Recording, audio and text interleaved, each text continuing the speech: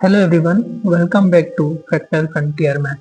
तो हम system of linear equations के बारे में पढ़ रहे थे। अब तक हमने होमोजीनियस यानी कि समघात और नॉन होमोजीनियस यानी कि असमघात समीकरण निकाय के बारे में चर्चा की।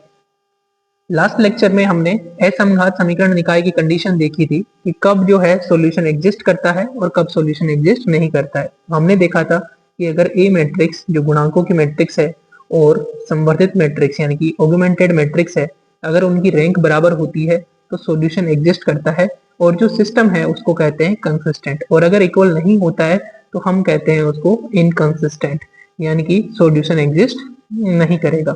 और उसके बाद में हमने कुछ कंडीशन देखी कि कब उसका यूनिक सॉल्यूशन होता है, कब उसके इनफाइनाइट सॉल्यूशंस होते हैं। बाद में हमने जो n क्रॉस n का सिस्टम होता है यानी कि n इक्वेशंस दे रखी होती है और n ही वेरिएबल्स दे रखे हैं, तो उनको सॉल्व करने के लिए हमने मैट्रिक्स मेथड देखा था कि अगर ax इक्वल टू b है और a अगर इन्वर्टिबल मैट्रिक्स है तो x को हम लिख सकते हैं a इनवर्स b।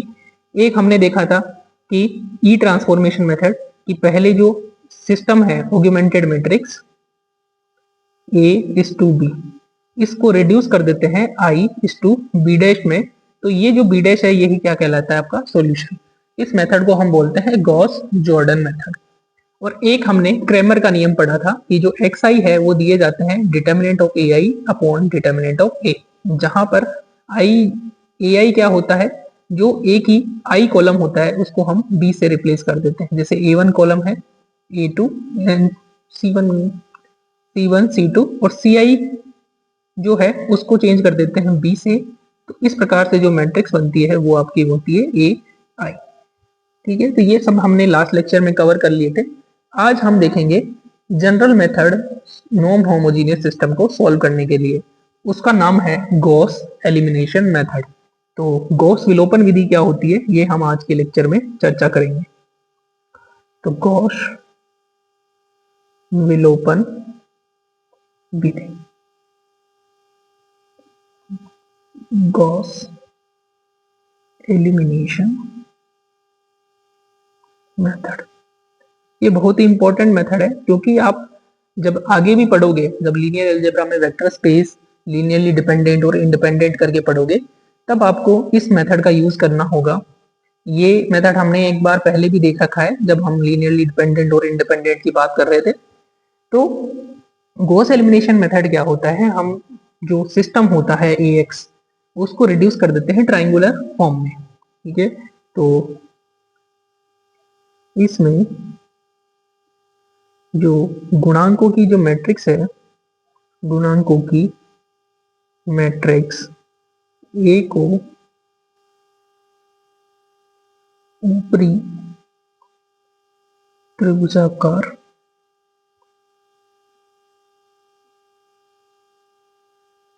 मैट्रिक्स यानी कि अपर ट्राइंगुलर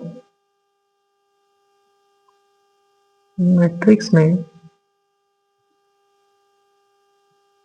परिवर्तित किया जाता है। तो हम इसमें क्या करेंगे, रो ऑपरेशंस लगाएंगे और रो ऑपरेशन करके जो मैट्रिक्स ए है उसको चेंज कर देंगे अपर ट्रायंगुलर मैट्रिक्स में। अपर ट्रायंगुलर मैट्रिक्स का मतलब होता है कि जो मेन डायगोनल है उसके नीचे की जो सभी एलिमेंट्स है उसको क्या कर देंगे, जीरो कर देंगे। तो इस प्रकार से हम क्या करेंगे, मैट्रिक्स को अपर ट्रायंगुलर में चेंज करेंगे तथा पश्च प्रतिस्थापन यानी कि बैक सब्स्टिट्यूशन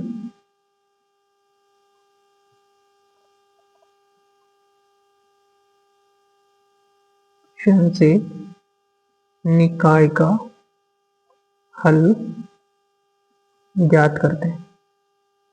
अब कैसे करेंगे वो हम एग्जाम्पल के थ्रू समझते हैं। ठीक है, तो अब एक काम करते हैं, इसको आप मैट्रिक्स के फॉर्म में भी कर सकते हो, इक्वेशन के फॉर्म में भी कर सकते हो। हम इक्वेशन के फॉर्म में करेंगे, डायरेक्ट हम इसको एग्जाम्पल के थ्रू देखेंगे। तो एग्जाम्पल हम देखते हैं, सॉल्व दी सिस्टम। सिस्टम को सॉल्व करते हैं। सिस्टम क्या है आपका, तो ये आपके पास एक असमघात non homogeneous system of linear equations आपको दे रखा है, इसे हमें सॉल्व करना है। हम इसको सॉल्व करेंगे गॉस एलिमिनेशन मेथड से। गॉस एलिमिनेशन मेथड से कैसे करेंगे, तो जो इक्वेशन है उसको हम एज इट इज लिख देंगे, दिए गए समीकरण निकाय को गॉस विलोपन विधि से हल करेंगे। तो जो भी इक्वेशन है उसको हम एज इट इज लिख देते हैं। तो आपके पास इक्वेशन है x plus 2y minus z equal to 3x minus y plus 2z equal to 1 और 2x minus 2y plus 3z equal to 2।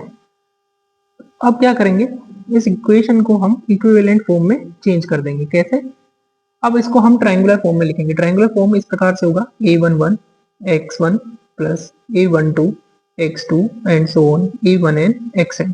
पहली इक्वेशन में सभी आएंगे, दूसरी इक्वेशन में केवल x2 आएगा, मतलब x1 नहीं आएगा।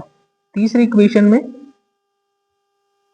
x3 आएगा और x1 और x2 नहीं आएंगे। इस प्रकार से ये ट्रायंगुलर में चेंज करेंगे इसको, यानी कि इस x1 के गुणांक से नीचे वाले सभी x1 को हटा देंगे, फिर इस x2 की सहायता से नीचे वाले सभी x2 हटा देंगे, इस x3 की सहायता से नीचे वाले x3 हटा देंगे। इस प्रकार से हम इसको ट्रायंगुलर फॉर्म में कन्वर्ट करेंगे। तो मेथड क्या होता है, तो हम सबसे पहले ट्राई करते हैं कि जो पहली इक्वेशन है, चाहे x1 हो या x हो, जो भी वेरिएबल आपको दे रखा है उसका गुणांक होना चाहिए 1। अगर 1 नहीं भी होता है तो भी हम कोई प्रॉब्लम नहीं है, लेकिन हम ट्राई करेंगे कि हम उसको 1 बना दें। ठीक है, या तो आप डिवाइड करके 1 बना सकते हो या फिर इक्वेशन को आपस में बदल के, यानी कि दूसरी इक्वेशन को पहली इक्वेशन में लिख के एंड सो ऑन।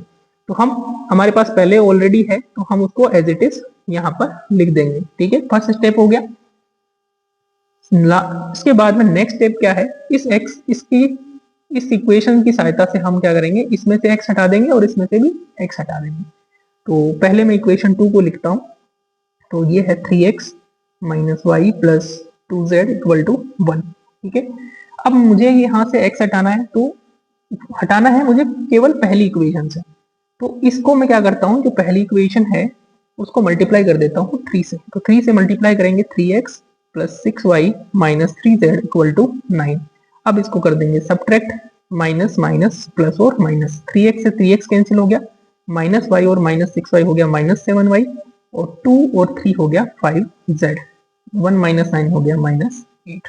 हमें जो नई इक्वेशन मिली उसको यहाँ लिख देते हैं। तो minus 7y plus 5z equal to minus 8। ठीक है, इसी प्रकार से जो आपके थर्ड इक्वेशन है उसमें से भी x को विलोपित कर देते हैं, क्योंकि नाम ही है उसका विलोपन विधि। तो हम क्या करेंगे, पहले x को विलोपित करेंगे। तो पहले इक्वेशन को लिख लेता हूं मैं, सेकंड इक्वेशन को। अब इसकी सहायता से मुझे इसको x को हटाना है, तो उसको 2 से मल्टीप्लाई कर देता हूं। तो 2x plus 4y minus 2z equal to 6। Subtract करते हैं, माइनस माइनस प्लस और माइनस कैंसिल आउट, ये माइनस 6y हो गया और ये हो गया plus 5z equal to 2 minus 6 हो गया माइनस 4। तो इस इक्वेशन को यहाँ लिख देता हूँ, minus 6y plus 5z equal to minus 4। All right, तो अब हमने क्या किया, पहली इक्वेशन की सहायता से दूसरी और तीसरी इक्वेशन में x को विलोपित कर दिया। नेक्स्ट स्टेप में हम क्या करेंगे, नेक्स्ट स्टेप में हम इसको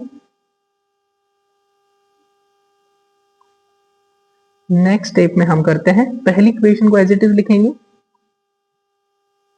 अब ये है कि दूसरी इक्वेशन में वैसे y का गुणांक हमें 1 करना है, 1 कर भी सकते हैं नहीं भी कर सकते हैं, वो आपके ऊपर डिपेंड करता है, बट हम करते हैं 1 कर देते हैं। तो 1 करने के लिए इसको 7 से डिवाइड कर देते हैं, माइनस 7 से। तो y minus 5/7z equal to 8/7।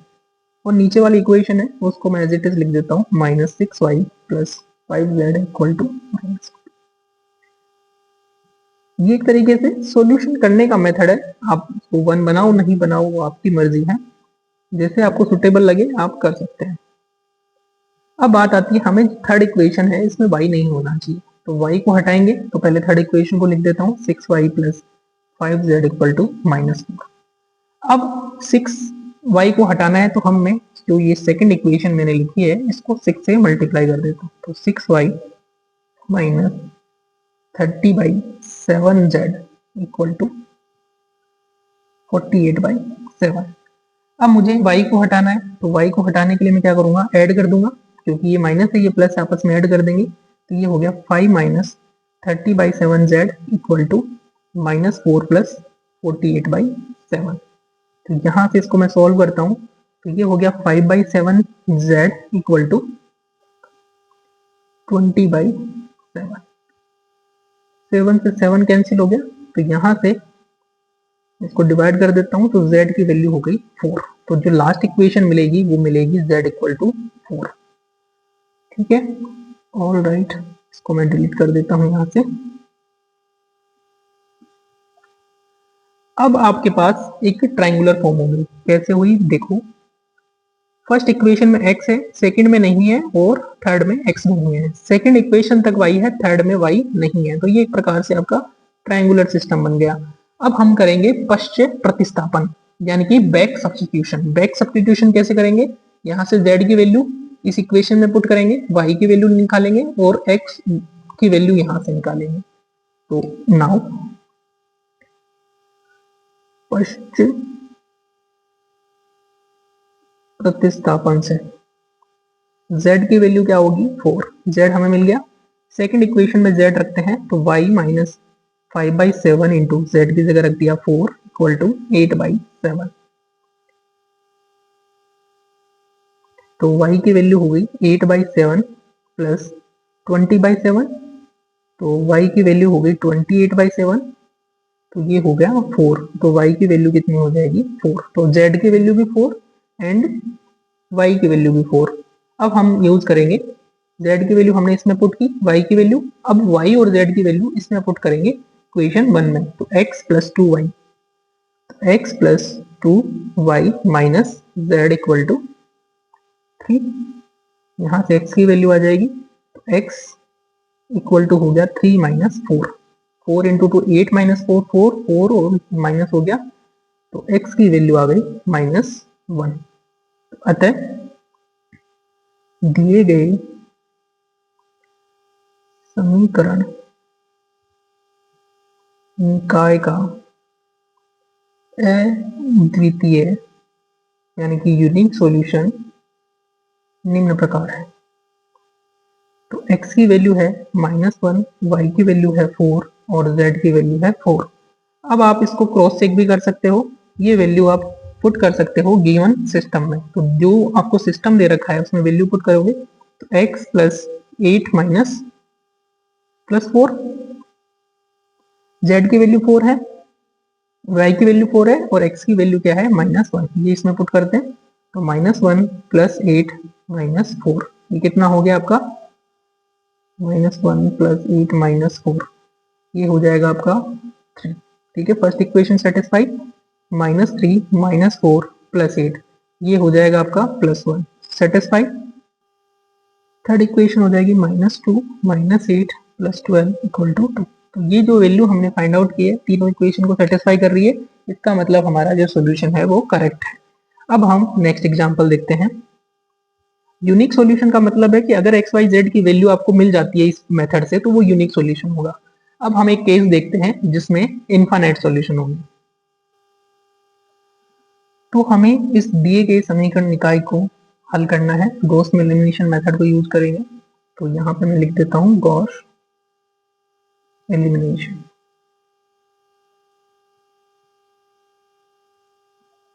तो पहले जो इक्वेशन दे रखी है उसको एज इट इज लिखेंगे। यहाँ पे मैं स्टेप्स को नहीं लिख रहा हूँ, आप जो लास्ट में जैसे हमने किया है वैसे हम उसको लिख सकते हैं।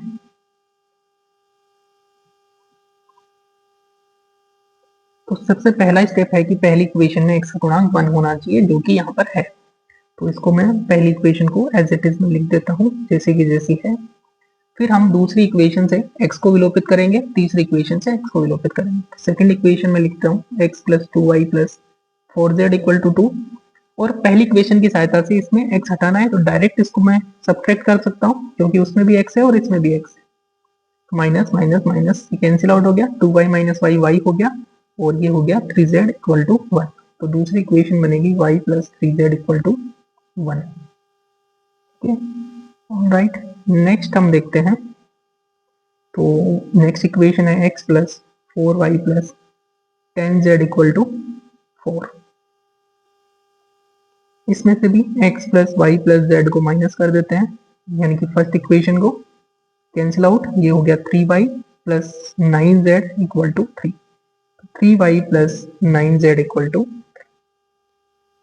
अब हम क्या करेंगे, नेक्स्ट स्टेप में अप्लाई करते हैं।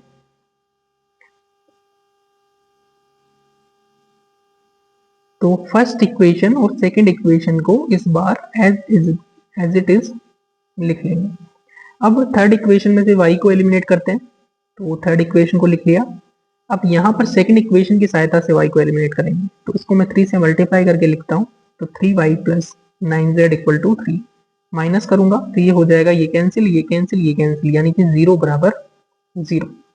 इस प्रकार की कंडीशन हमें मिल रही है, तो इक्वेशन जो मिलेगी वो 0 बराबर 0 मिलेगी।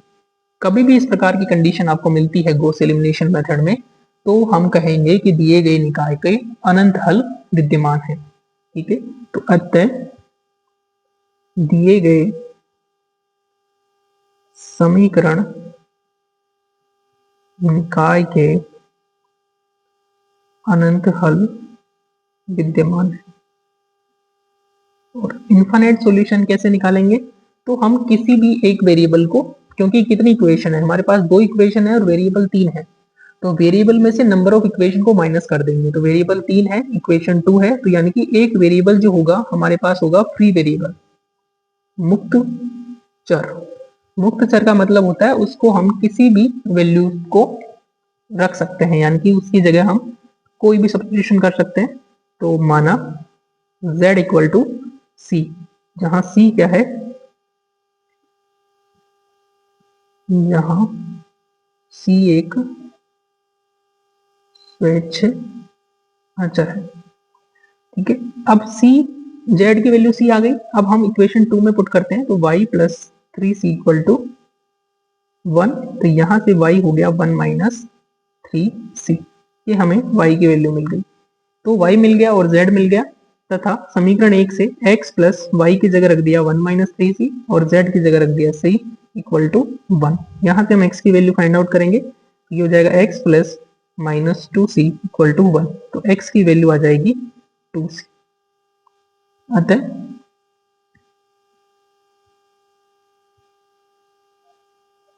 दिए गए समीकरण निकाय के हल क्या होंगे, x equal to 2c, y equal to 1 minus 3c और z इक्वल टू c। यहाँ आप c की कोई भी वैल्यू को पुट कर सकते हो, जहां c एक स्वैच्छ अचर है। यानी कि अगर मान लो मैं c की जगह 0 पुट करूं, तो x की जगह x हो जाएगा 0, y हो जाएगा 1 और z हो जाएगा 0। ये इसका एक सॉल्यूशन हो जाएगा। अगर c की वैल्यू में 1 पुट करूं, तो x हो जाएगा 2, y हो जाएगा -2 और z हो जाएगा 1। तो इस प्रकार से हम इसके जैसे जैसे c के मान रखोगे वैसे वैसे आपको नए नए सॉल्यूशन मिलते जाएंगे। ठीक है, अब एक एग्जांपल और करते हैं। तो अब हमें एक समीकरण निकाय दे रखा है। इस बार जो है वेरिएबल तो 3 ही है, लेकिन इक्वेशन नंबर 4 है। तो इसमें भी हम गॉस एलिमिनेशन मेथड का यूज करेंगे। तो गॉस एलिमिनेशन मेथड हम कहीं भी अप्लाई कर सकते हैं, चाहे कितनी भी इक्वेशन हो, कितने भी वेरिएबल हो। ठीक है, जरूरी नहीं है कि 3x3 सिस्टम हो, m×n का कोई भी सिस्टम हो सकता है। तो उसको सॉल्व करेंगे हम। तो दिया गया समीकरण निकाय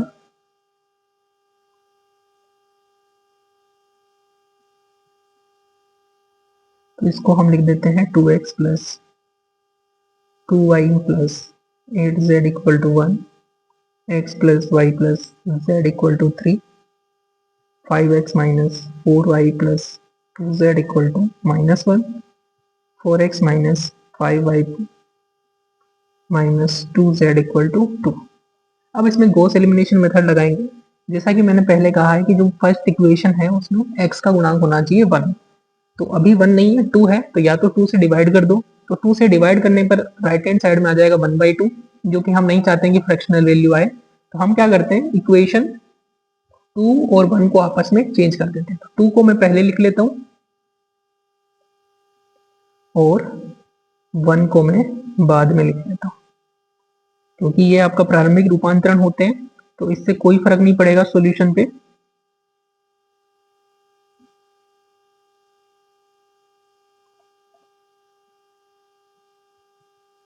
ऑल राइट। अब हम गॉस एलिमिनेशन मेथड लगाएंगे। इक्वेशन 1 की सहायता से हम बाकी की सभी जो है टर्म्स उसको हटा देंगे। तो पहली इक्वेशन लिखते हैं 2x plus 2y plus 8z equal to 1। इसमें से फर्स्ट इक्वेशन को तो मैं लिख देता हूं एज इट इज। तो अब इस इक्वेशन को क्या करना है, मेरे को x हटाना है तो इसको 2 से मल्टीप्लाई कर देता हूं। तो 2x plus 2y plus 2z equal to 6। ठीक है, तो अब इससे क्या होगा, माइनस कर देते हैं इसको, ये कैंसिल 8z माइनस 2z कितना हो जाएगा आपका 6z। तो 6z इक्वल टू हो गया -5। ये हो गया। अब हम बात करते हैं थर्ड इक्वेशन। तो थर्ड इक्वेशन है आपका 5x minus 4y plus 2z equal to -1। 5x को हटाएंगे तो इक्वेशन 1 को 5 से मल्टीप्लाई कर देते हैं इक्वल टू 15। माइनस करते हैं सबको, ये कैंसिल आउट, -4 और -5 हो गया -9/2 -3, 2 -5 हो गया -3 और -1 और -15 हो गया -16। ठीक है, अब हम बात करते हैं लास्ट इक्वेशन की। तो ये है 4x minus 5y minus 2z equal to 2। First equation को 4 से मल्टीप्लाई कर देते हैं इक्वल टू 12। माइनस करते हैं इसको, ये कैंसिल आउट, -5 और -4 हो गया 9/, ये हो गया -6z इक्वल टू 2 - 12 हो गया -10। तो ये हमारे पास इक्वेशंस बन गई है। तो देखते हैं, अब जो है सेकंड इक्वेशन में आना चाहिए आपके पास y, लेकिन सेकंड इक्वेशन में y है ही नहीं। हम क्या करते हैं, किसी भी एक दोनों इक्वेशन को 2 और 3 को आपस में चेंज कर देते हैं। तो मैंने क्या किया, फर्स्ट इक्वेशन को तो एज इट इज लिख लिया x plus y plus z equal to 1 और 2 और 3 को एक्सचेंज कर दिया और 2 को मैंने माइनस से मल्टीप्लाई कर दिया। तो 9y plus 3z equal to 16 और यहां से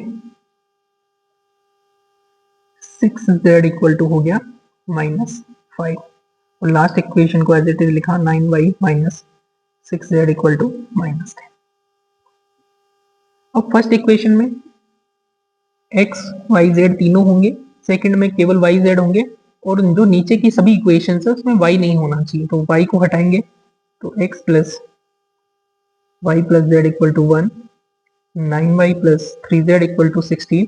इसमें तो ऑलरेडी y हटा हुआ है तो इसको हम एज इट इज लिखेंगे।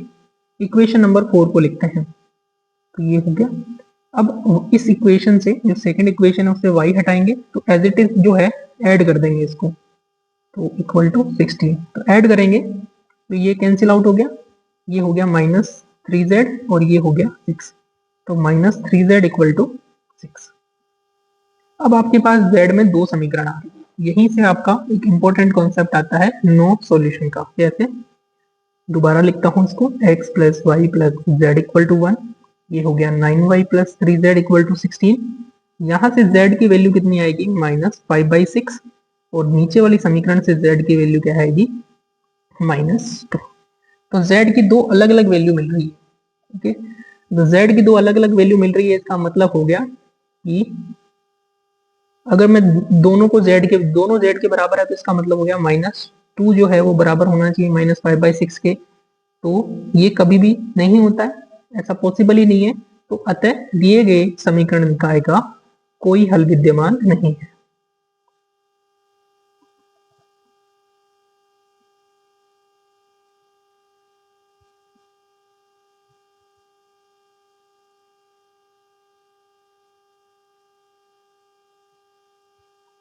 तो जो सिस्टम है वो आपका क्या हो जाएगा, इनकंसिस्टेंट सिस्टम, यानी कि असंगत निकाय। ठीक है, अर्थात समीकरण निकाय एक असंगत निकाय है। तो इस प्रकार से आप कोई भी आपको सिस्टम दे रखा है उसको आप चेक कर सकते हो कि यूनिक सॉल्यूशन होगा, इनफाइनाइट सॉल्यूशन होगा या फिर नो सॉल्यूशन यानी कि असंगत निकाय होगा। सिंपल आपको क्या करना है, जो भी सिस्टम आपको दे रखा है इक्वेशन, उसको ट्रायंगुलर फॉर्म में कन्वर्ट करना है। ठीक है, ट्रायंगुलर फॉर्म भी बोल सकते हैं या एशेलन फॉर्म भी बोल सकते हैं। उसमें रिड्यूस करेंगे और सिस्टम को हम पश्चिम प्रतिस्थापन, जैसे आपके पास ये ट्रायंगुलर सिस्टम है, यहाँ से स्टार्ट करेंगे, पहले z की वैल्यू निकालेंगे, फिर y की निकालेंगे, फिर x की निकालेंगे। ठीक है, तो इस प्रकार से आगे बढ़ते हुए हम सॉल्यूशन को प्राप्त करेंगे। तो इस प्रकार से हमारा सिस्टम ऑफ लीनियर इक्वेशंस जो है वो टॉपिक खत्म होता है। अब इसके बाद में हम नेक्स्ट चैप्टर देखेंगे जो कि है eigen value and eigen vector. ये बहुत ही इंपॉर्टेंट कॉन्सेप्ट है जो कि लीनियर जो मैट्रिसेस है उसमें जो कंपटीशन एग्जाम्स जो होते हैं उसमें ये बहुत ज्यादा पूछा जाने वाला टॉपिक है। तो नेक्स्ट लेक्चर में मिलते हैं आपको, तब तक के लिए keep learning, keep growing. Thank you so much for watching.